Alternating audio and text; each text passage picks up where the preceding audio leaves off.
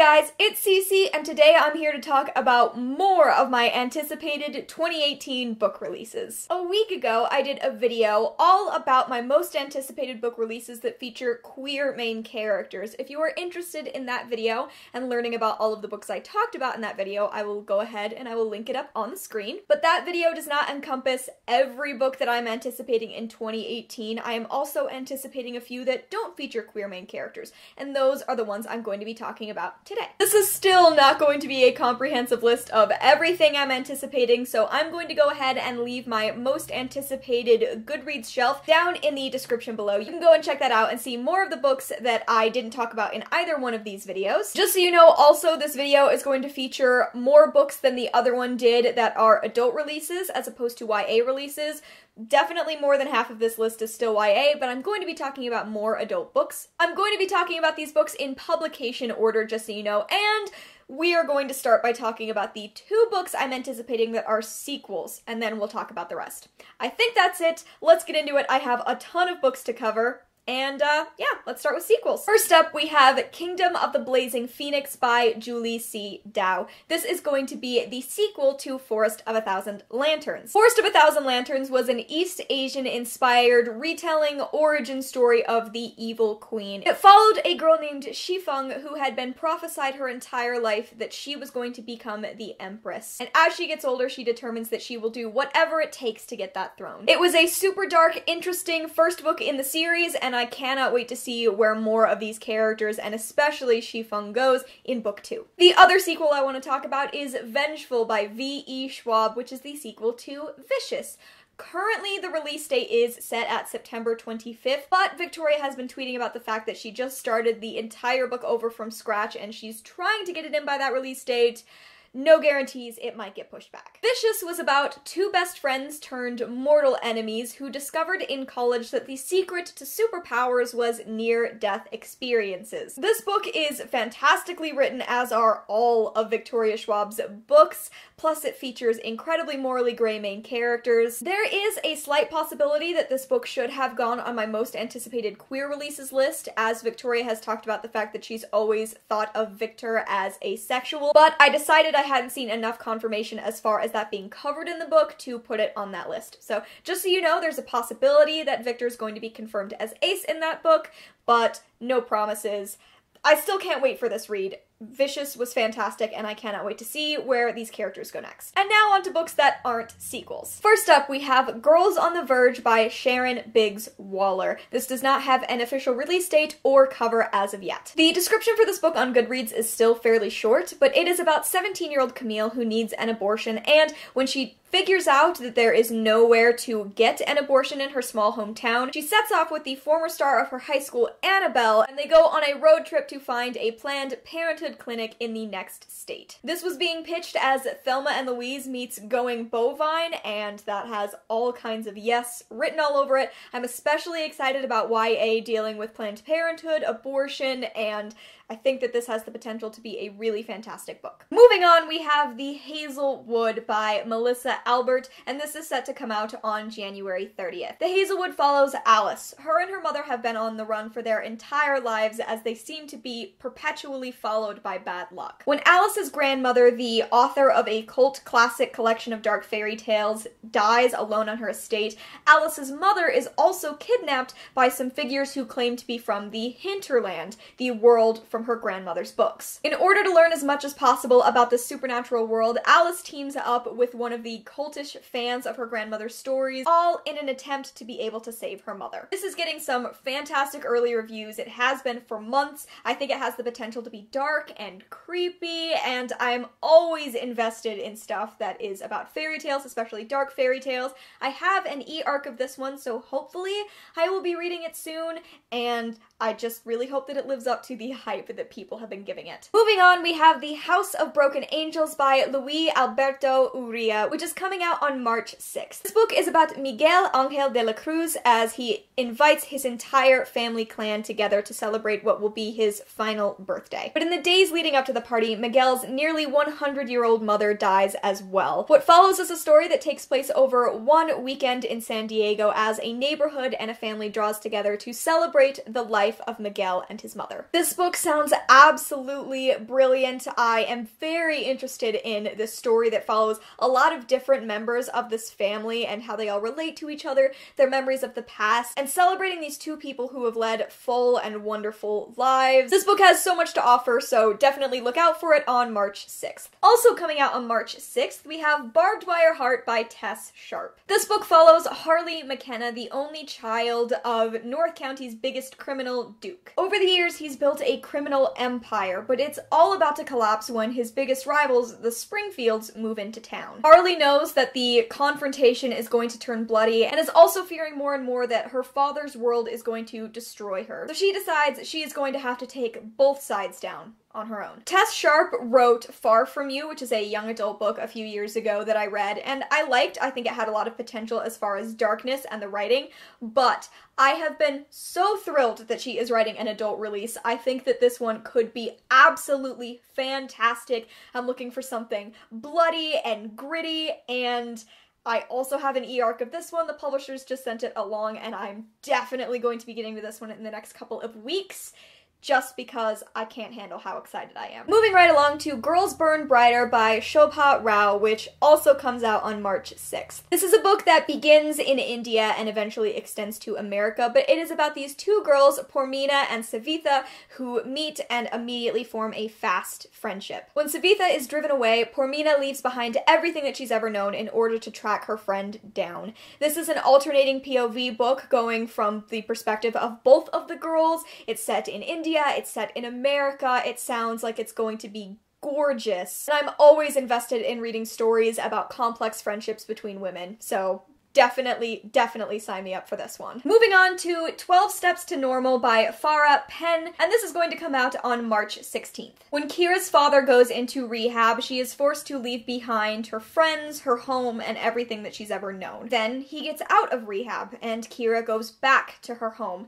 and she just wants everything to be exactly the way it was before, even if that seems sort of impossible. I am super interested in this book for a number of reasons, but most of them are personal. I'm interested in the story of a child who's dealing with a parent's addiction and how that's affected their life. I think that there is a lot of potential ground to cover here emotionally, and I think that it has the potential to be a very essential book in YA. I'm hoping it's fantastic. Next up, we have Laura and Emma by Kate Greathead, and this is coming out on March 13th. This is a novel told in vignettes, and it follows Laura, who is part of the upper class of Manhattan. She drifts through life until she meets and sleeps with a man named Jefferson and finds out that she's pregnant. Laura decides to raise Emma on her own in the same blue blood world that she grew up in, until Emma begins to question her world in a way that her mother never could. I think that it has the potential to be super Gilmore Girls-y. Obviously not the same as Gilmore Girls, since Lorelai specifically didn't want to raise Rory in a blue blood kind of life, but that mother-daughter relationship coming from a rich family, raising a daughter on her own, it sounds really interesting. Really hoping that the complexity of this relationship is handled nicely. I think it has a ton of potential. Next up, we have one of my favorite covers of 2018, and that is Tyler Johnson Was Here by J. Coles. This book is being released on March 20th, and can you just look at this cover for a minute? It's gorgeous. As far as a summary of this book, when twins Marvin and Tyler go to a party together, they do not expect it to turn into a shooting, let alone into a police raid. The next day, Tyler is missing, and Marvin goes on a desperate search for him until it's confirmed that Tyler is dead, shot and killed by a police officer. I think this book is going to be heartbreaking and moving and beautiful. I have been excited about it since it was very first announced, and I just want to say that even the summary of this book broke me. There's a line near the end where it says, Marvin is mourning a brother who is now a hashtag, and I just think that this book is going to break me in every possible good way. I think it's going to have some really important stuff to say, and I can't wait. Next, we have The Queens of Innis Lear, and this book is coming out on March 27th. First of all, the quick summary of this book is that it is a retelling of King Lear in the style of Game of Thrones. which is fantastic. When the decisions of a prophecy-obsessed king drain the land of Innis Lear of its magic, his 3 daughters know that the only way to fix things is to crown a new sovereign. But their father won't choose a new heir until the longest night of the year, which is according to some sort of prophecy. The 3 daughters refuse to leave their futures in the hands of fate, so they take the decision into their own hands, and all 3 prepare for war. The King Lear aspect of this book is already fantastic. As I'm sure you all know at this point, I'm very interested in stories that are retellings or reimaginings of Shakespearean stories. But also, I love YA fantasy, and I love the potential for incredibly dark YA fantasy, and this sounds like it has a whole lot of what I'm looking for. Next, I want to talk about Emergency Contact by Mary H.K. Choi, and this book is going to be released on March 27th as well. There are 2 protagonists of this novel. First, Penny Lee, who is very excited to finally be leaving high school and starting college miles and miles away from her hometown. It also follows Sam, who is working and sleeping in a cafe, desperately trying to make ends meet and hoping that someday he'll be able to pursue his dreams. When the 2 awkwardly meet, they exchange phone numbers and find themselves texting each other constantly, confessing the darkest secrets they could never tell to a person face to face. Another thing I have mentioned that I have been looking for more is protagonists in college or who are college aged, so as soon as I heard about this book, it went immediately onto my TBR. Plus, digital friendship, digital relationships. This all sounds very up my alley. I think it could be great. I also want to talk about the Female Persuasion by Meg Wolitzer, which is going to be released on April 3rd. This book follows Greer Kadetsky, a shy freshman college student. Shortly into the novel, she meets Faith Frank, an elegant 63-year-old woman and a pillar of the women's movement. Greer has a real longing for something more in her life, and she finds herself deeply inspired by Faith. And then Faith invites her to make something of all of the hopes and dreams and ambition that Greer finds herself struggling with. I have never read a Meg Wolitzer book, which is weird. I feel like I should have at this point, but I haven't. I think this one sounds interesting, especially in a relationship between a college student and an older peer who she's really inspired by. I've been looking for those academic stories, except about women instead of men, and this has the potential to be that. So I'm hoping it's fantastic. I'm a little concerned about some of the mixed reviews it's getting, but I'm still gonna read it, and I'm really hopeful. I am so excited to talk about this next book, Dread Nation by Justina Ireland, which is going to be released on April 3rd. This is another one of those books that I've been excited about from the beginning. I think it has the coolest concept and the most beautiful cover.